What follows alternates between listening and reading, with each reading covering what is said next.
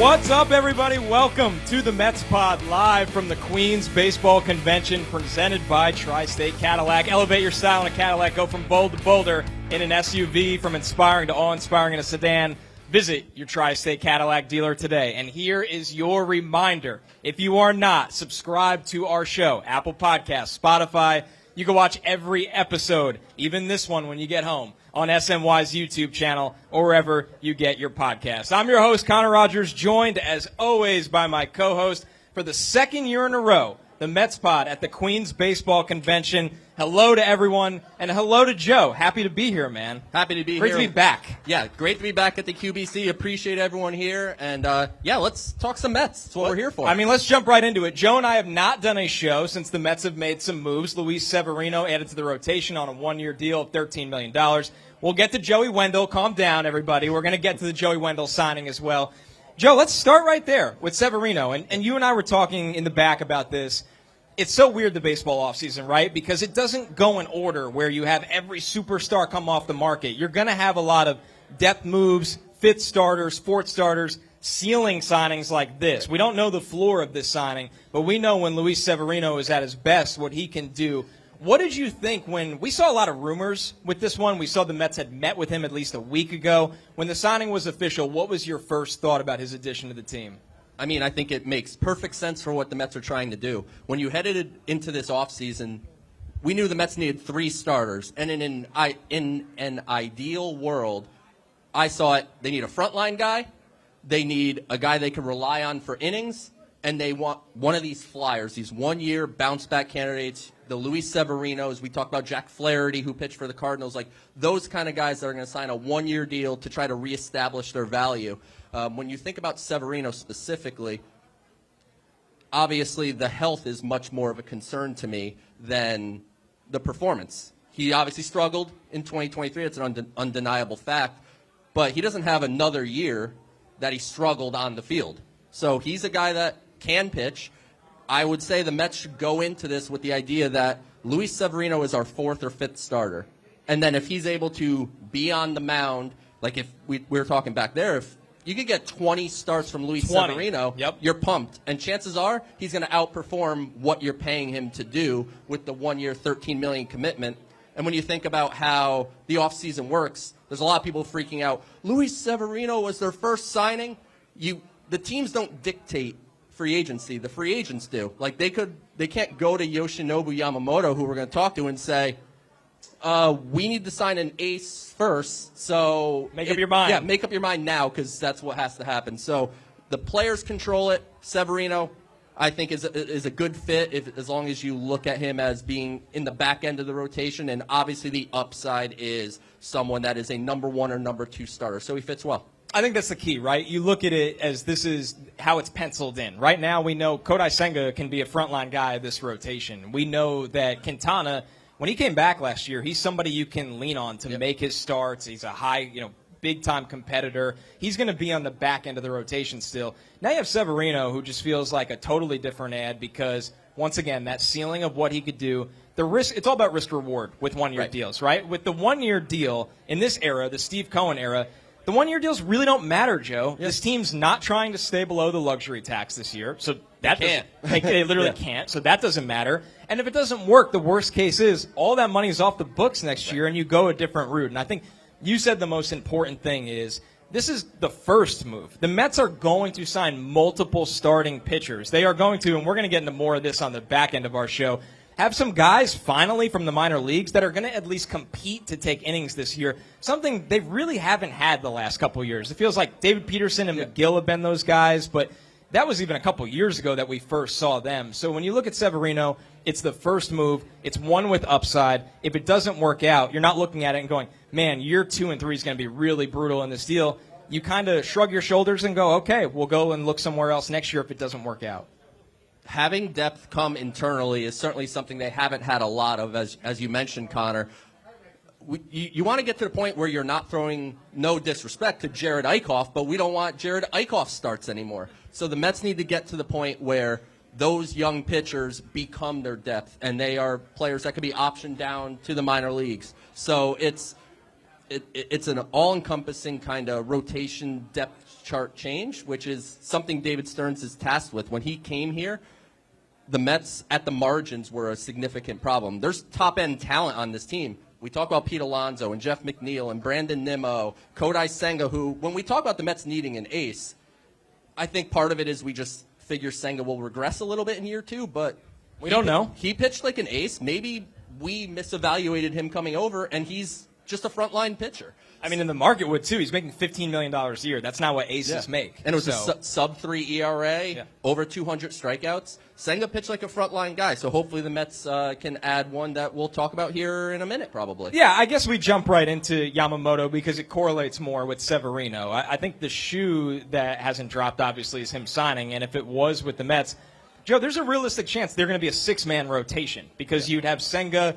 We don't know what his comfort level is going to be year 2 of making that start every 5th day. We know he did it at times last year, but the bottom line is we don't know. David Stearns has come out and said that's a conversation I need to have directly with him. If you add Yamamoto, okay, there's going to be a six-man rotation. So you're not looking at with Severino and saying, man, like that's what we got. You're looking at it as that's a guy we need because we need volume right now. We're going to need more of that. And if you get Yamamoto, as great as that is, everybody in this room, I think, wants Yamamoto right now. And maybe no one more than Joe and I have been talking about the guy since June at this point. People are probably sick of it. It does change the sculpt of your rotation because a six-man rotation is not very common in the major leagues. It's not, and I think it's going to be. I think that is where the baseball game is headed. There is statistical evidence that shows that pitchers generally perform better with an extra day of rest, and frankly, you probably heighten the odds of keeping guys healthy. So I think the game is heading towards more of a six-man rotation being not necessarily the norm that everybody does, but not being this outlandish thing. And the way the Mets did it with Senga, it wasn't like a straight six-man. It was some days he would get the extra, and off days sometimes would benefit them. But I would look at it if you were to sign Yamamoto very similarly, that you want to operate the way you did in 2023 with Senga. And that could be a part of the Mets' pitch to Yamamoto is, look how successfully we helped Senga transition. We can do that same thing for you here. And when you think about Yamamoto and the upside, obviously he's a guy that has the potential to be a straight-up ace. And the reality is, the contract that we're hearing that he might sign for, Jeff Passan at ESPN, I believe, said it could be upwards of $250 million. I just want to say this. As awesome as Yamamoto appears to be, it's 3 straight Sawamura Awards, which is the equivalent to Cy Young. It's 3 straight MVPs, which the last time that happened in Japan was Ichiro. So worked out pretty well. Worked out pretty well. But you're about to pay Yoshinobu Yamamoto the second biggest pitcher contract in baseball history. Garrett Cole's at the top right now at $324-ish with the Yankees. Number 2 is Steven Strasburg with the Nationals at $245. So it's a bit of a risk, obviously. I think the risk is mitigated. We have talked about this on the show if you listen. Now in this new era of data, they know what these Japanese pitchers have more than they did before. It's not as much of a projection. And they have some data on what is the regression. Like if you throw a slider in Japan and it's 2,800 RPMs on the spin rate, what does that equate to on the Major League Baseball? It's different. So they're much more informed than they ever have been before. And let me tell you, we've been on the Yamamoto train. I assume everyone here is on the Yamamoto train. I actually want to find out, like, where is the crowd confidence level in getting Yamamoto right now? Are Mets fans feeling like they're getting Yamamoto? Okay, that's a good. I like your energy over there. Yeah. We need more of that. Why aren't you all like her right now? We're getting him. I think it'll be very interesting to follow, and I think we're getting closer and closer to that coming to reality. It sounds as if during the winter meetings week, he's going to meet with teams over Zoom, and then after that, he's going to come back to America, and he's going to meet with whoever the finalists are in person and make his decision. And I mean, it's the big dogs in the race. It's the Mets, it's the Yankees, it's the Dodgers. Those are the teams that are most mentioned with him, and it's going to be a big old paycheck. Joe, I think one of the weird conversations right now seems to be if the Mets don't get Yamamoto, and it feels like the Mets aren't in on Ohtani like we had once thought. There's a lot of mystery around Ohtani, so no one's going to pretend to know where that's going to end up, but that there's a thought, I feel like, with people, well, don't overcompensate with the next guy and move to 2025. I personally don't agree with that. I think that in this expanded playoff world where we just saw the Diamondbacks make the World Series, and we've seen story after story. The Phillies 2 years ago make the World Series. You just got to get hot at the right time if your roster is at that point of capability. And right now with the Mets, they need pitching right now. Right. If they don't get Yamamoto, you and I have talked a lot about Jordan Montgomery on the podcast. That's not really a plan B because he's not just as expensive, but he's very expensive for a 30-year-old pitcher. I mean, to you, is there a thought where you go, all right, maybe we're going to scale down a little bit on what we do to the payroll in 24 and look to 25, or you're saying, no, in this era, always go for it? I would say to some degree you go for it. I don't want to see David Stern. So Yamamoto signs with the Dodgers because Ohtani goes somewhere else and they have all this money and they throw money at Yamamoto that he can't turn down. I don't want David Stearns. I did not hire David Stearns to come here and just spend Steve Cohen's money. So I don't think you just go ahead and go, all right, well, Yamamoto's gone. Who's the next star on the market? Maybe it's Blake Snell. I don't want him to just go make big, long-term financial commitments just for the sake of, 2024, we don't want to completely punt. Because the reality is, as bad as the Mets were in 2023, what was it, 76 wins, something like that? I don't know off the top of my head. The Marlins made the playoffs at 84. So it's not like you have to make – the Mets didn't win 60 games where you have to make up a 30-game difference here. They just need to play a little better. The first half was really bad. Stay a little healthier. Yeah, stay healthier. At the end of the day, though, I think I would go pitching in bulk.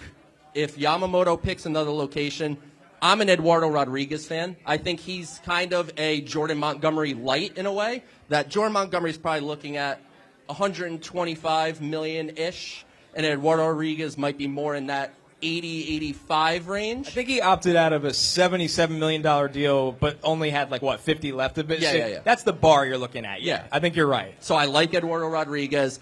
And then a guy like Lucas Giolito is someone I have a lot of interest in. I don't know what his market looks like. It's very up and down, but this is a guy, as I mentioned at the top of this show, you ideally are getting a frontline guy, a guy to take innings, and then an upside guy. Lucas Giolito makes all of his starts. And if he didn't have a bad second half after the trade deadline where he got traded to the Angels and then waived when the Angels gave up 2 weeks after buying and selling the farm out at the trade deadline, he had a bad second half, and I think that's going to cost him a bit in this market. Had he not, he'd be someone we'd be talking about in the same light as a Jordan Montgomery, Eduardo Rodriguez, someone that's going to get $80 to $100 million. Is he a guy that you can get for 3 years with a couple opt-outs or 2 years with an opt-out? If there's one thing in this free agent market, it's starting pitching. There's a lot of it. You have to kind of navigate some rough waters with some questions, but if you're looking for a perfect free agent before you spend some money, you're going to be waiting forever because perfect free agents basically don't exist. No, I mean, there's so much risk in free agency in baseball, free agency of all of sports. But there's also the trade market, Joe, and yes, it's obviously something we don't discuss as much because it's much harder to predict. But what we do know is there could be a lot of guys on the trade market, whether it's a Glasnow, whether it's a Bieber. There are frontline guys. I think when you look at Corbin Burns, that one's not as certain, but you never know. Is there a thought that the Mets are in a place you just essentially bought a farm system, which is great. We applaud that. You bought a farm system that you'd be a little hesitant to then go trade a lot of that farm system to go get pitching that you'd rather just spend on the pitching instead, even though that trade market pitching, let's be honest, a lot of it you feel a lot better about than what makes it to free agency. Do you know who you're talking to? Mr. Prospects. Yes, I of course want to keep the prospects in-house. With that said, I think you evaluate the market. I don't think the Mets would be well advised to give up a premium prospect for a rental starting pitcher just to get through 2024. If you're trying to get through 2024, just go spend some money on somebody. Yeah, hope for a bounce back like a Giolito. I'm with you. You look at a Glasnow, you look at a Shane Bieber, a Corbin. Two guys with injuries, though, too. Injury risk that comes along with that, and it's going to cost you a pretty penny in prospect capital. If they're going to trade for a starting pitcher, I want it to be someone with control. Like, I look at a Dylan Cease. He's a guy that had a 2.2 ERA in 2022, wasn't quite as good in 2023, but all the underlying metrics suggest he's still potentially a frontline guy. If they wanted to trade for Dylan Cease, then that's okay, 2025, which all we hear about is 2025 is the year the Mets are going to go for it, or 2026, and we've mentioned the transition year of 2024. I don't want to hear about transition years. Transition years should not exist in the current baseball landscape. We sat through 8 of Yeah, them from yeah. like 2011 and on. So yeah, I'm good as well. And all a transition year, to me, that means, okay, they were projected to win, I think, 98 games before the season last year. If you go on whatever sports book or whatever and you look at the odds, maybe the Mets over-under will be like 85 or 86, which is fine. That's perfectly fine. I would almost rather them have lower expectations that they can exceed rather than super sky-high things that it's very hard to meet, like a 98 win projection. So, yeah, it's a tough line to toe, but I'd be very careful when it came to at least some of my top prospects, because I do think the Mets are going to make trades. David Stearns made his money in Milwaukee on doing well in trades, so I do expect to see some of that, but I do think they'll hang on to that top of their farm system pretty tight if they could. And there's a lot more big moves coming. The winter meetings are Yes. this week. We will have podcasts Monday, Tuesday, and Wednesday. They will be live, Yes. 8 p.m. on SNY's social platforms as well. So the Mets pod will be heavily involved with the winter meetings. I know SNY is going to have Andy Martino out there, Steve Gelb. So the coverage of the winter meetings, we've seen a lot of big moves go down at the winter meetings. Obviously, And it's going to be that way this year. It's everybody in Nashville this year, everybody in one place. And a lot of moves, big moves get done. But they're not all big moves, Joe. Small moves as well. The Mets did not tender Luis Guillorme. Maybe a little bit of a surprise. Yeah. They go out and give Joey Wendell a 1-year, $2 million deal. And it feels like a swap when two guys that don't give you much offensively. We've seen spurts of it from Wendell, but definitely not last year. Yeah. A utility guy that you think you could trust defensively. But a classic case, and we get deep in the weeds on the Mets pod, so we care about this stuff, of Stearns putting his fingerprints on a roster in a small way, but it still catches your eye. Yeah, I mean, look, I think there was weird outrage online that the Mets let Luis Guillorme go and then replaced him with a similar type of player. I think Joey Wendell, he has a little more upside than Guillorme did. Like, I hate to go back and talk about former All-Star, but it was in the press release when they signed him. Mets signed former All-Star Joey Wendell. In 2021, he was an All-Star. He's a career over 260 hitter, and he's signed to be a backup infielder, people. Like, I understand. I mean, we're in the reaction business. That's literally what we're here to do. But it's a backup infielder. That's what he's here for. He plays second. He plays third. He plays short. He has passed in the corner outfield as well. Not so much recently, but it's in his repertoire if you want. He is no batting gloves like Guillorme, so it's a pure replacement there. Both don't wear batting gloves. And by all accounts, they say Joey Wendell's like a gamer type of guy, a big plus in the clubhouse. So it's sprint speed. It's deep. And by the way, the defense is very, very good from him. Like he is. Guillorme quietly did not have a great defensive year, by the way. No, Guillorme took a step back. Wendell is definitely a better athlete than Guillorme is when you look at sprint speed, outs above average in the field. Like he has graded out as a plus defensive player throughout his career. So whatever, it's a year, it's $2 million, it's a backup infielder. We don't need to lose our mind. But to your point, David Stearns is putting his stamp on the Mets roster. It's not just bring back the players that were here before. He wants to make his Mets, not just now, but 25, 26, 27, and onward. In just a few minutes, we will be doing a live mailbag, so if you have any questions, there will be a microphone passed around. You get your voice on the Don't show, be you get a shy. question on the show. Please do not be shy. Before we get there, Joe, as we often do, although it's been a little bit, a Down on the Farm, QVC Live edition. All right. We talk about this farm system all the time, and there's a lot of big names in it now, whether it is a Jet Williams, whether it is a Drew Gilbert, Luis Angel Acuna, Kevin Parada.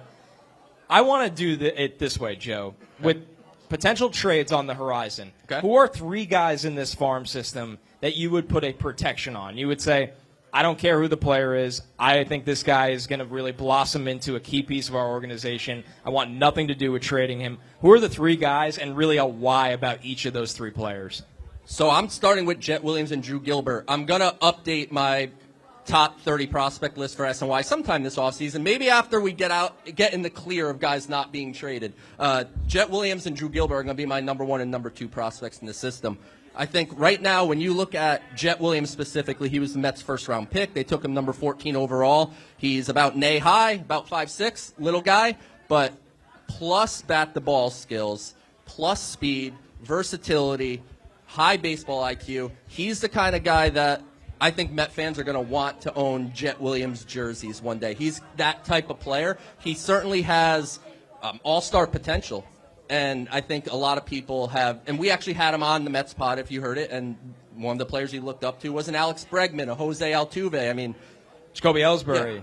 which is interesting because those are just a couple players that he wouldn't have to actually physically look up at Right. because he's right at the same level. But Jet Williams, impactful bat, impactful player on the base paths. And when you look at the way the Arizona Diamondbacks were built, athletic players are coming back. We for a while were very athletic in baseball. Then we just went big bopper. I think the athletic teams are working their way back, and Jet Williams has a chance to be a key part of that. Drew Gilbert was acquired in the Justin Verlander trade, and the whole adage is Drew Gilbert plays with his hair on fire. What that really means is Drew Gilbert is balls to the wall with everything he does.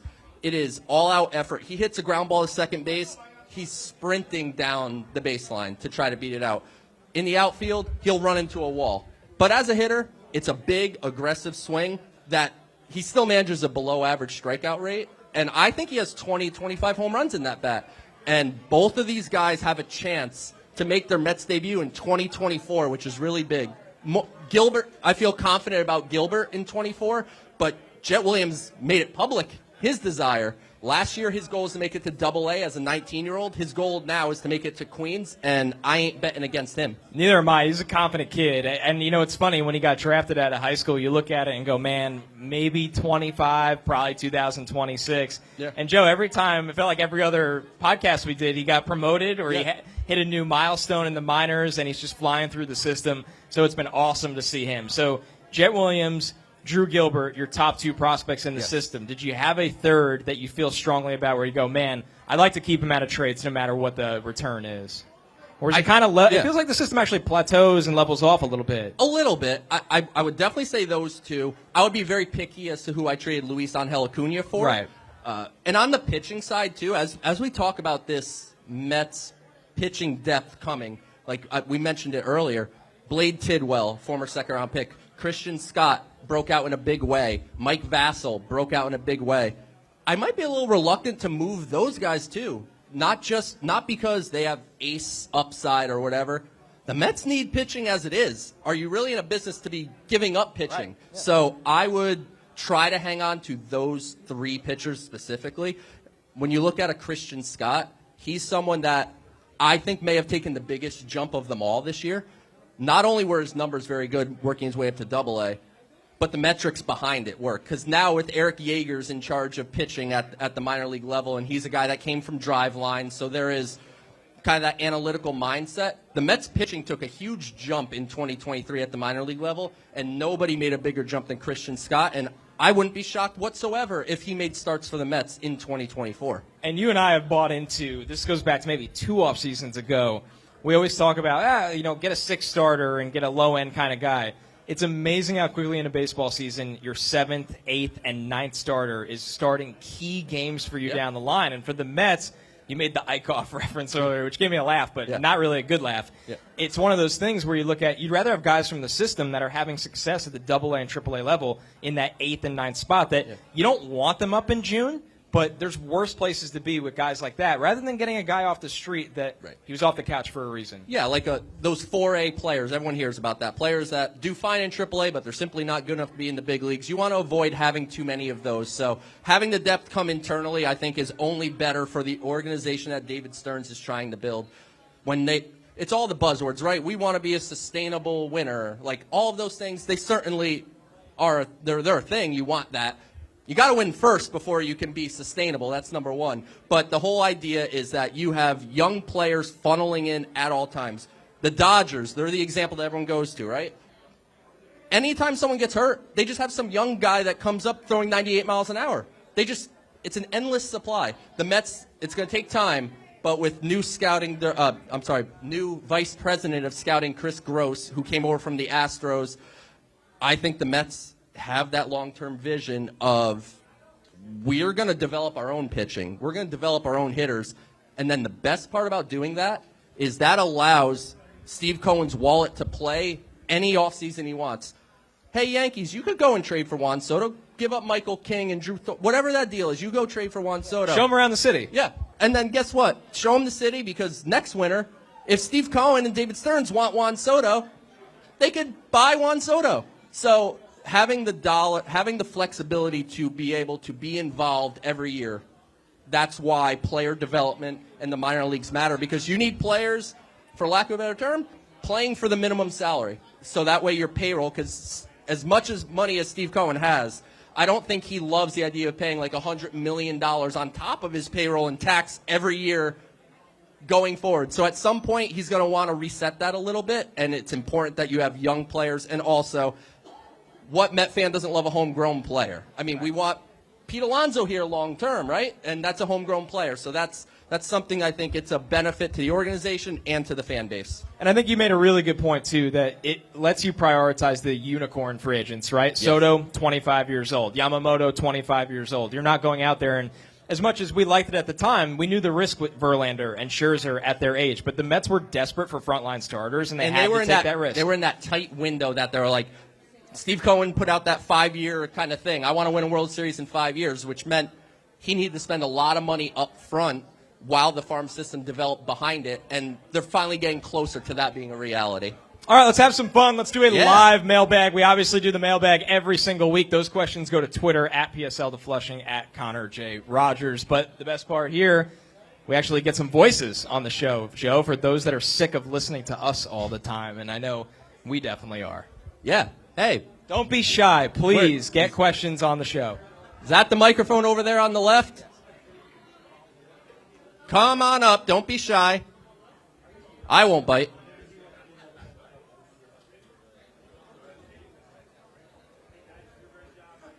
Uh-oh. Turn that there mic on. Hello, you hear me now? Okay. Hey. You guys do a great job on the Mets pod. Thank you. Just want to ask a question for Joe.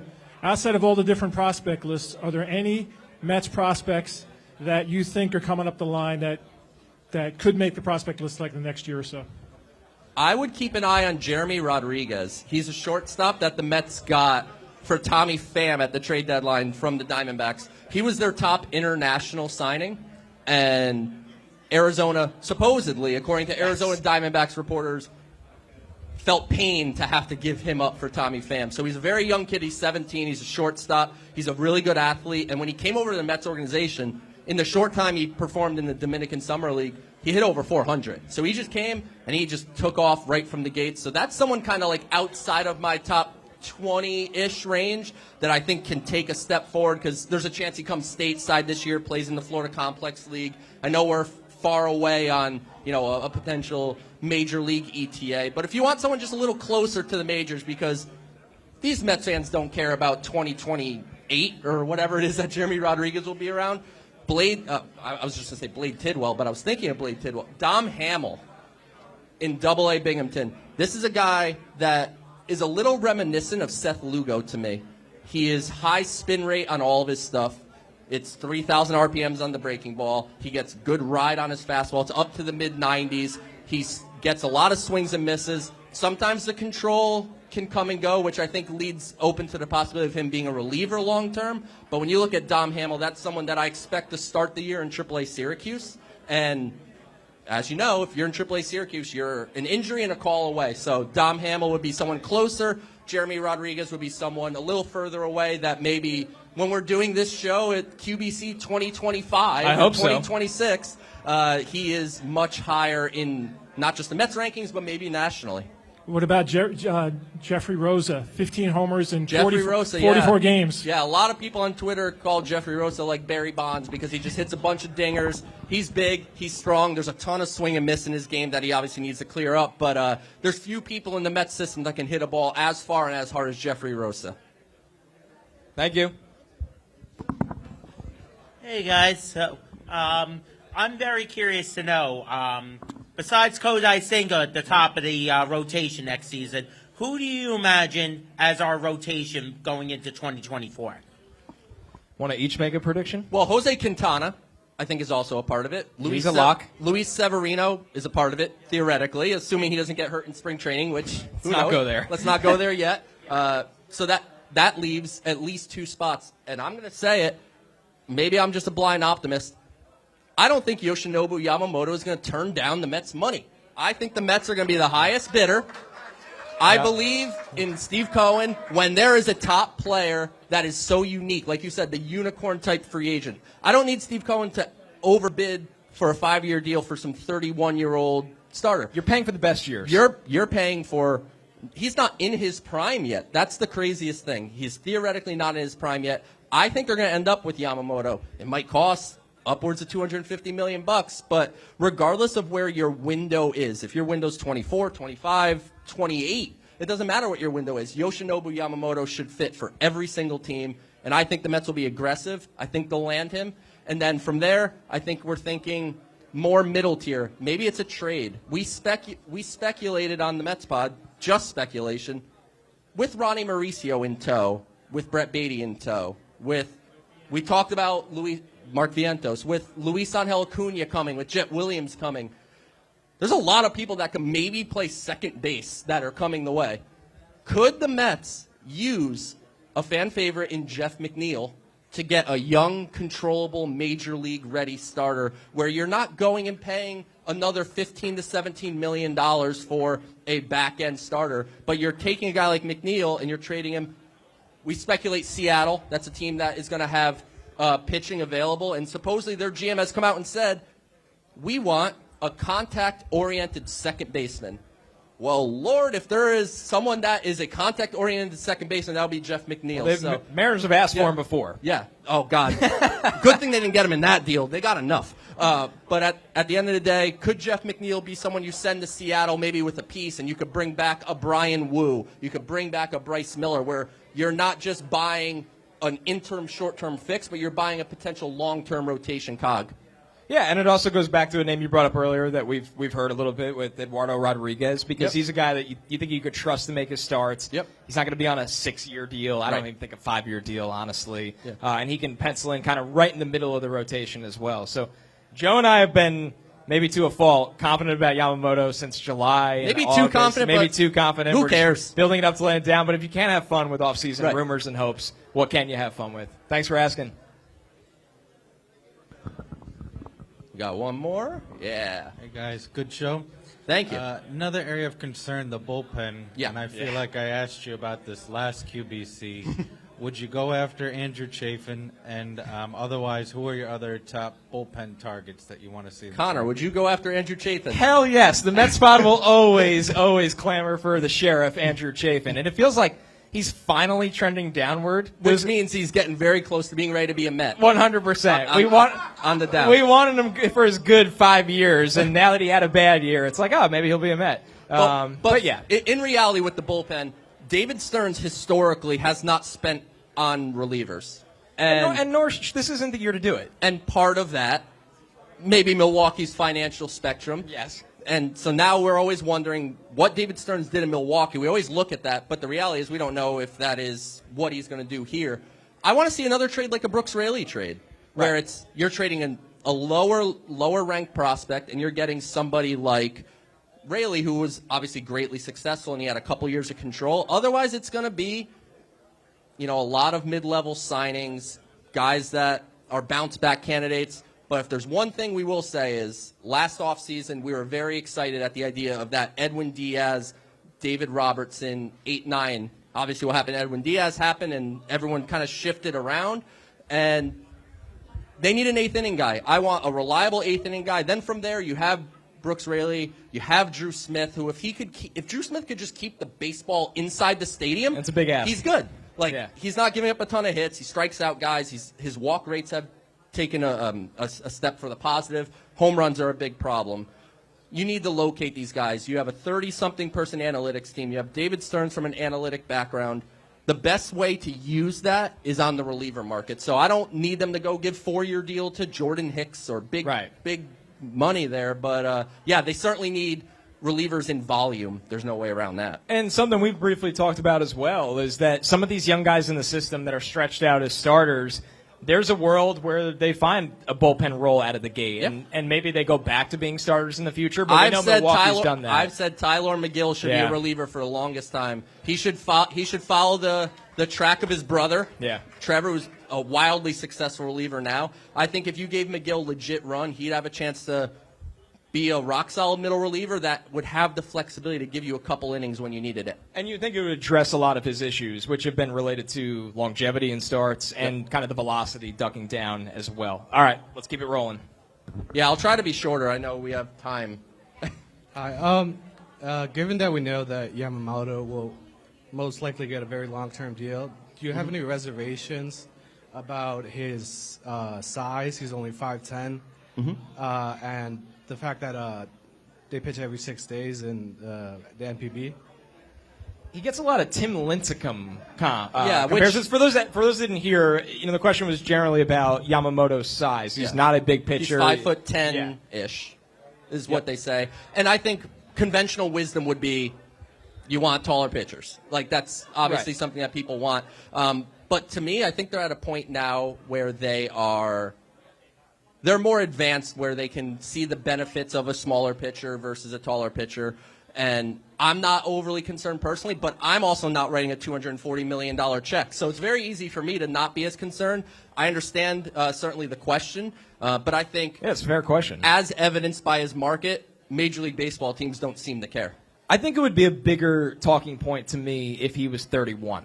Where Right. you've seen smaller pitchers in the past break down Yeah. earlier. Yes, that's And a there's great also point. a lot of, and this is, way beyond the box here, Joe, but a lot of advanced things about how his reach to the plate. Yep. He basically doesn't pitch like a small pitcher. Is Really essentially- great extension. Yeah. Yes. So it feels like he's closer to the plate than he would be as a 5'10" pitcher. All right, one more question. Thanks so Yeah. much, everybody. Yeah, appreciate it. Hi, guys. What I wanted to say was you talk about sustainable success through the farm system and keeping a lot of the prospects, but I feel like there's a little overlap positionally. Like you were saying, a lot of guys who could play second base, and a guy who gets forgotten is Kevin Parada. Yeah. With Francisco Alvarez basically set in stone as the catcher, could you see him being dangled as a trade piece to get a starter, like you were saying, or any other need? Yeah, I don't see why that's not a possibility. I don't think I would rush Kevin Parada out the door. I wouldn't say, oh, Francisco Alvarez is our catcher, so let's hurry up and find a fit for Parada, because ultimately he didn't have the best first year in pro ball. He was someone I expected to dominate the lower levels offensively, and he was just good instead of great. Defense, there's some questions. His receiving's okay. His throwing arm's a significant problem that he needs to work out as far as being able to fit as a catcher long term. But certainly if the White Sox like Kevin Parada, you could put a package based around Kevin Parada plus a couple pieces for Dylan Cease, that is something that could be of interest to me. But certainly, I think when you talk about Parada, you might be selling low if you went to trade him right now this winter. But certainly, if he's someone that doesn't bounce back next year, then you have a bigger problem on your hands. So I guess it's a good thing I'm not David Stearns, because I don't have to make that decision. But I would like to see Kevin Parada get his second pro season under his belt at the AA level, and maybe he bounces back to the point where Kevin Parada could be a prime piece for a significant return instead of, we're hoping Kevin Parada goes back to form with us. And a great question, because honestly, for a guy that was drafted in the top 10 with massive offensive expectations, we don't talk a lot about Kevin Parada. So excited to see where his career goes. And let's not forget, the Mets always still need more offense. I mean, they don't have a set-in-stone DH. We'll see Parada is a good enough athlete to move around if he's not ultimately a catcher, but definitely a great talking point. This is the Mets Pod presented by Tri-State Cadillac, live from the Queens Baseball Convention. Thank you so much, everyone. Elevate your style in a Cadillac. Go from bold to bolder in an SUV, from inspiring to awe-inspiring in a sedan. Visit your Tri-State Cadillac dealer today. Remember to subscribe to our show. And actually, before we get out of here, the first person to come up and show us that they are subscribed to the show on their phone can take home a black Mets hat. So if you want to, you can sprint. I don't care. Yeah. Just don't trip over wires and stuff. And we have a winner. All right. Quick there you one. go. We really appreciate it. And please subscribe to the show, Apple Podcasts, Spotify. You can watch every episode, including this one, on SNY's YouTube channel or wherever you get your podcasts. Remember, we are going to be with you guys at the top of the week, live Monday, Tuesday, Wednesday, 8 p.m. on SNY's social platforms, because it's a winter meeting. So if you like transactions, signings, trades, all kinds of things, Joe and I will have it covered with a lot of great guests in the SNY family. Thank you so much, everybody. Catch you next week. Thank you.